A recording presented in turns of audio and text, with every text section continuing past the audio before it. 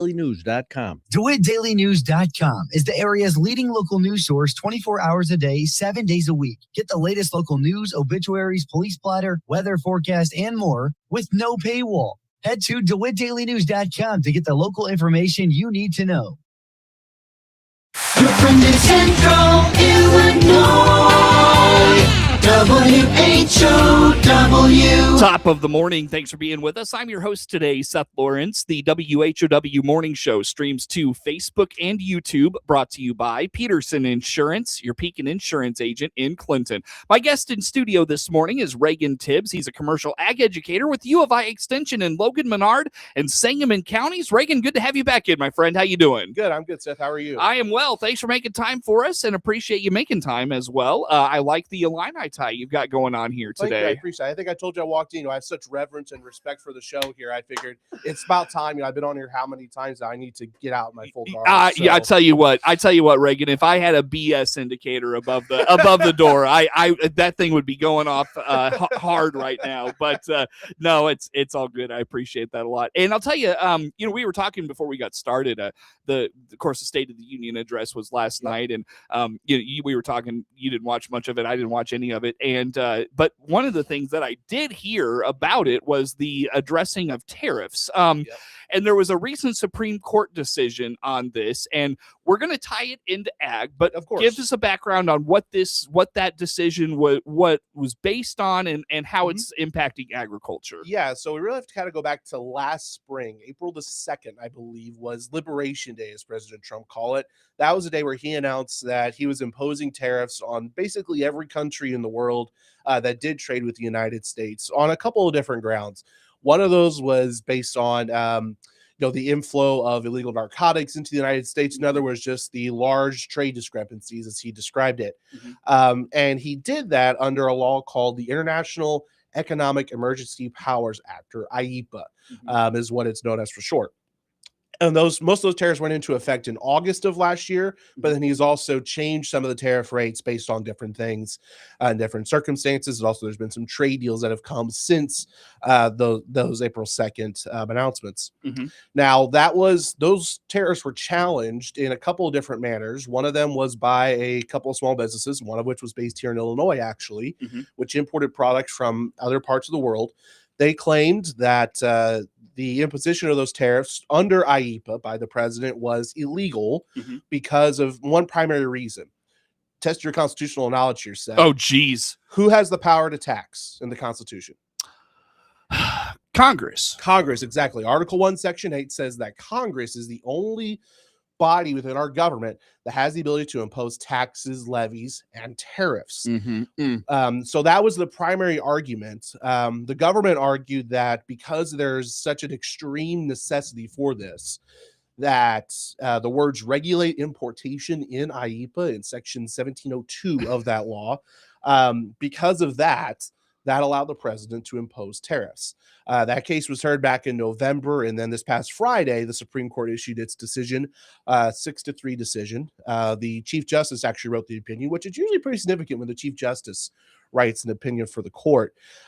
Basically, he agreed with the plaintiffs. He agreed with the petitioners in this case that, Congress is the only body within our entire federal government structure that has the ability to impose tariffs. Not saying that the executive branch can never do it, but in this particular instance, Congress did not explicitly say in IEPA the words regulate importation. That does not include imposing tariffs. There's also some discussion of what's called the major questions doctrine. That's kind of a new thing that's come out for the last few years. Basically, if there is something that is before the court that is of major significance to the nation, and the federal government or the executive branch is acting on that, then they have to have a clear delegation of authority from Congress to do so. And when they ran that test for these tariffs, the court decided that no, Congress was not clear. They did not specifically allow the president to impose these tariffs. And so they deemed the tariffs imposed by President Trump as unconstitutional. Okay. So all of that said, tie this into agriculture, what this means for Central Illinois producers and those sorts of things. Yeah. I mean, you can't really talk about kind of markets and agriculture right now without bringing up that tariffs, where they have really impacted our ability to make those trade deals and for our products to get out into the global market. It's really impacted our market prices, and just since Friday alone, we've seen major price swings within our commodity markets and just markets in general. To the good or the bad? Depends on the day. Yeah, I mean, it just really kind of depends on what day it is. I was just listening out here before you had me on here this morning. That markets are kind of mixed this morning. So yeah, I think it's just the big question is we don't really know what's going to happen next. After the Supreme Court announced their decision on Friday, the president announced that he was going to utilize a different law to impose other tariffs as well, to try and basically redo what he did last April. So that's the thing, is we don't really know what's going to happen moving forward. And obviously there's a question of, well, all these, the revenue that's been generated from these tariffs, what now has to happen with that? Is it going to have to be refunded to the people who paid those tariffs? Is it going to have to be redistributed in some other manner? What about the trade deals that have happened since those April 2nd tariffs were announced? What's going to happen with those? We really don't know. So as much as the Supreme Court decision is impactful in that it gives some clarity on IEEPA and other laws related to tariffs, it also causes a lot of confusion and uncertainty as to the future of kind of trade and trade policy at the federal level. So who makes those decisions, like the trade deals you talked about? I feel like that's probably the most impactful to agriculture. Yes, absolutely. So who makes a decision on those things? Well, so there's not really a clear answer for it, to be honest with you. Normally those are negotiated by the executive branch. So the president and the office of the U.S. Trade Representative will work with whatever countries we're trying to make a trade deal with. And then those trade deals are supposed to be confirmed or supposed to be approved by the Senate, because those are technically international agreements that we're supposed to agree on. So yeah, I think we've had agreements announced with Japan was the one recently announced. India was one that was announced just since the new year. So those are kind of, I don't want to say those are in question, but there's now a little bit of uncertainty with those because of the Supreme Court decision. Got it, man. A lot going on there. Does any of this impact decisions for the upcoming planting season and all of that? It certainly could, because not only these tariffs were on imports. So imports are goods that we are bringing in from other countries. And what is one thing we really import a lot of when it comes to crop production is fertilizers. We import a lot of fertilizers in from other parts of the world. So those fertilizer prices, they have continued to not necessarily increase, but they've remained at pretty high levels over the last couple of years. So now with these, this uncertainty when it comes to tariffs, we're not really sure what's going to happen with those, but that could certainly impact decisions in those fertilizer prices, not just for this year, but moving forward for the rest of the year. So that's really the biggest thing that's going to impact our decisions for this year, is those fertilizer prices. Man alive. A lot of moving parts to all of this. And, again, in the meantime, producers, they got to get that crop in the ground. They got to grow it. They got to get it out of the ground in the fall. I mean, the ag world doesn't stop just because of this uncertainty. Absolutely. No, it has to keep going. Just because something is going on in Washington, we have to keep moving on with what we do. So yeah, these decisions are having major ramifications, but we still, like you said, we still have to get the crop in the ground. We still have to grow it, and we still have to harvest it at the end of the day. Are we finding, and I don't know if you know this, but are we finding much in the way of guys selling at this point? Or, maybe that crop from last year is still in the grain bin. Has it impacted any of that movement at this point? I mean, there's not really a lot of certainty on that. I haven't really looked into it from what I understand, but there still might be some commodity that's been held into the grain bin. We've come from a position, kind of that immediate post-COVID era of commodity prices really high. So then, I'll just keep it in the bin. If I don't get it today, I'll get it tomorrow, or I'll get it next week, and the prices should be relatively the same. We're not in that situation now. We're talking about corn prices hovering around that $4.10, $4.20 mark, in soybeans kind of hovering around $11 mark, where you've come back down from those really high commodity prices. So that really does impact our decisions when it comes to how are we going to market our grain this year? How much grain are we just going to have? That's the other big thing, is how much grain are we going to produce? And how much storage do we have on the farm in order to make those market decisions? Marketing is a multifaceted thing when it comes to grain marketing. So it does make that situation a lot more complicated. Sure does. Well, on that note, Reagan, what did I miss in this conversation that you want to put out there for us? Yeah, I think the best thing is just, keep an eye on what's going on with announcements. There's like I said, a lot of things have been changing since Friday. Like I said, there was announcements that the tariffs were going to be increased to 10%, and then 15% was another number I heard. So just try to keep an eye out for what those decisions could be, and just think about how those could impact operations. Do we have a timeline on when some of this stuff could get sorted out? No, because I imagine some of the tariffs that were announced over the weekend since Friday's decision will likely get challenged in court again.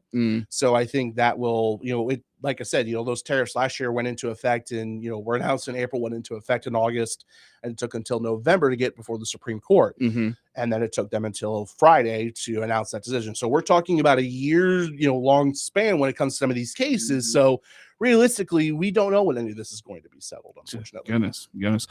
Well, on that note, Reagan, let's take a break. Come back with some more. Reagan Tibbs, commercial ag educator with the University of Illinois Extension, our guest in studio. More to come with Reagan on the WHOW Morning Show.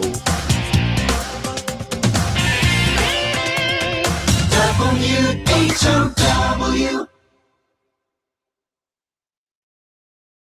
Spring is a perfect time of year to join the Macon County Farm Bureau, where membership means value because of the many benefits offered through their Ability app. Find a variety of health and wellness benefits to improve your mental and physical health. And the Macon County Farm Bureau's Ability app has spring growing discounts for lawn care, vehicle maintenance, even food. Find out more and join the Macon County Farm Bureau, where membership means value. Go online, maconcfb.org. That's maconcfb.org, or call the office at 877-2436. That's 877-2436.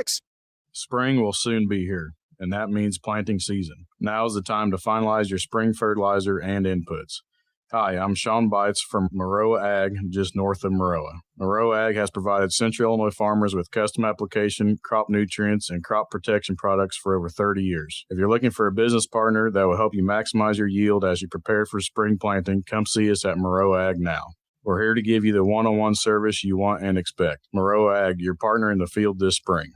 Finding a local job in Central Illinois has never been easier. Don't waste time driving far or spending too much on gas. Visit IllinoisJobPost.com. It's your one-stop site to find local, full-time, and part-time job openings. Best of all, it's completely free for job seekers to access anytime, day or night. So if you're ready to land a job close to home, make IllinoisJobPost.com your first stop. That's IllinoisJobPost.com. Brought to you by your friends at the regional radio station. Wellness starts with prevention. Book your annual appointment online today with SIU Center for Family Medicine in Lincoln by clicking their icon on DeWittDailyNews.com. DeWittDailyNews.com is the area's leading local news source 24 hours a day, 7 days a week. Get the latest local news, obituaries, police splatter, weather forecast, and more with no paywall.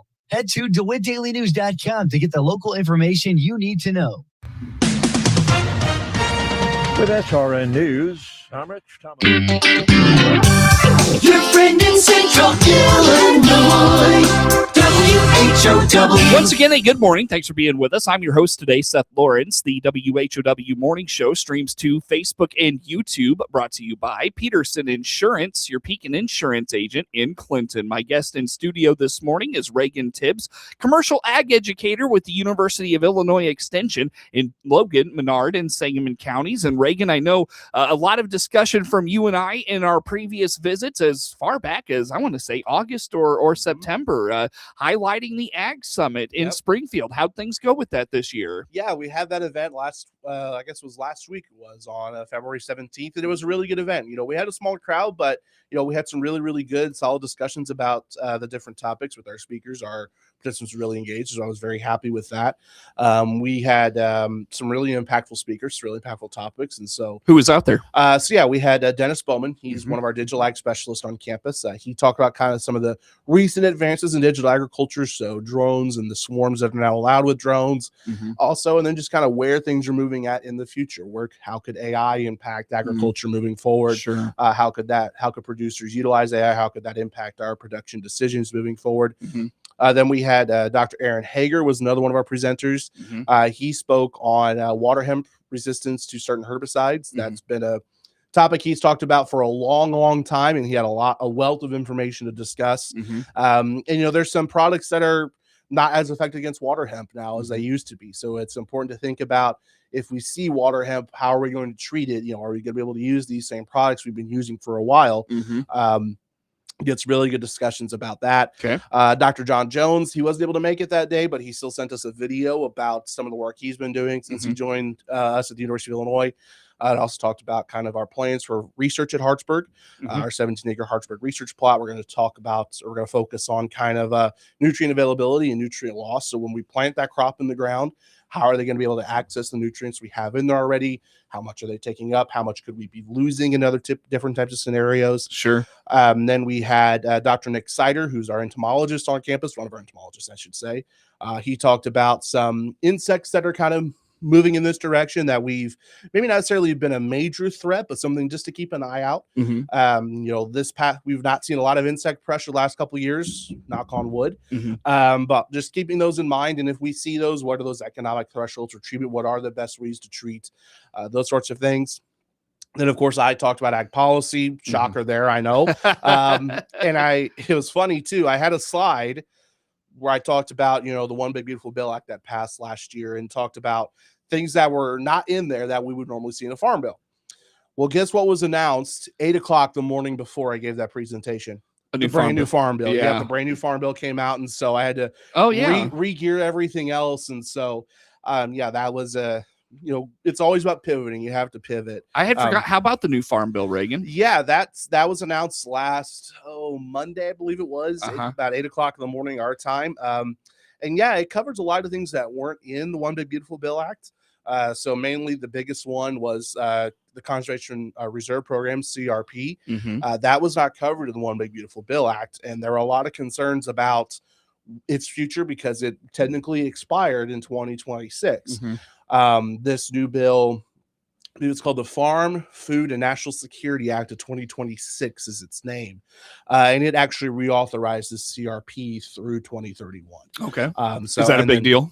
Yeah, that's usually what happens. Is farm bills are usually on a 5-year cycle. Okay. And so this would line up with that traditional 5-year cycle. I see. With a farm bill. So, and I believe the USDA just announced CRP sign up is starting here relatively soon. So it's important that producers, if they have CRP or if they want to get enrolled in CRP, they reach out to the local USDA office to find out more information on that. Okay. I talked about ag policy stuff, and then Hunter Buchanan, our office, our local foods program coordinator, he talked about the work he's been doing in Sangamon County and the surrounding area to make Sangamon County the farm to food or the farm to table capital of the world, as Sangamon County board wants to make it. And so just showcasing the work he's been doing and the impact he's had. So like I said, it was a smaller crowd, but we had really good discussions, really engaged. And so it was a really good day overall. It kind of sounds like a lot like the Peoria Farm Show, where the crowds aren't huge, but there's really good discussion. There's really good information. And when you get a smaller group like that I feel like the conversation just flows better sometimes. Yeah, absolutely. All of our speakers are really good about,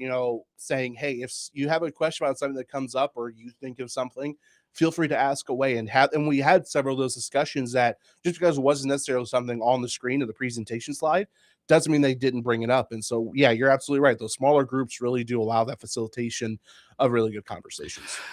And speaking of, Reagan, I know you've got another education opportunity next week. What's going on here? Yeah, so Monday, March 2nd, over at the iHotel over in Champaign. This is the continuation of our landowner conference that we've had the last couple of years. It's been mostly up north, but this year we're expanding it in partnership with the Illinois Farm Bureau. It's called Focus on the Future is what the program name is called.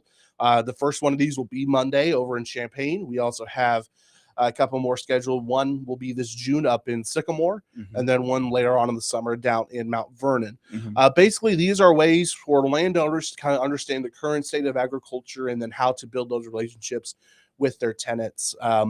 So we have 4 speakers at each one of these. The topics are all going to be the same across each of these 4 events. So one topic is going to be succession planning. So what does succession planning look like from a landowner perspective, and what are the best ways to move forward with that? Then we'll have a discussion about the current state of the ag economy. So what's going on at the local level here in Illinois, but also kind of at the larger, broader level at the federal level. Then we'll have some discussion about how to build that relationship between landowners and tenants, which is really, really important when it comes to decisions like cash rents and other types of agreements of that nature. And then we'll wrap up discussion with the nutrient loss reduction strategy, the best practices to reduce nutrient loss, and then how, as landowners, they can have those discussions with their tenants. So, Gotcha. Full day, they can find out more information on our website, extension.illinois.edu. Go on our events tab. You should be able to see not only the one for Champaign, but also for Sycamore and for Mount Vernon. Very good. I want to wrap up here, Reagan. I got about a minute with you. Sure. You mentioned the test plot out at Hartsburg. Mm-hmm. I wonder if are you really into what goes on there? That test plot being so close to you and Absolutely, yeah. I mean, it's the reason why we have it there is because we want to take that research and bring it to a local place and have it. So that way local people can see the research being done that might be based out of the university over in Urbana, but also can be done at a local level. It was granted to Extension at about the 1920s, and so it's been doing research ever since then. We actually have records going back to I think the mid 1920s about some of the research being done at Hartsburg. So yeah, having pretty innovative stuff. Yeah, I mean stuff that it's been a lot of it has been kind of focused around that nutrient availability and having it's very fortunate that the soil type there is kind of where the glaciers kind of stopped when how many millions of years ago that was. And so that soil type there is something that, the researchers really like because it's a unique soil type and something they don't really get a lot of chance to see. So. Nice. Good deal. Good deal. How do folks learn more about the things you're writing about and talking about and just what you're doing? Yeah, if they want to find more information, go on our website, extension.illinois.edu/LMS, or call our office in Lincoln. Very good. Reagan, always good to see you, man. Appreciate you making time for us. Sure. Yeah. Reagan Tibbs, commercial ag educator, University of Illinois Extension in Logan, Menard, and Sangamon counties. My guest in studio. The morning show streams to Facebook and YouTube, brought to you by Peterson Insurance. WHOW.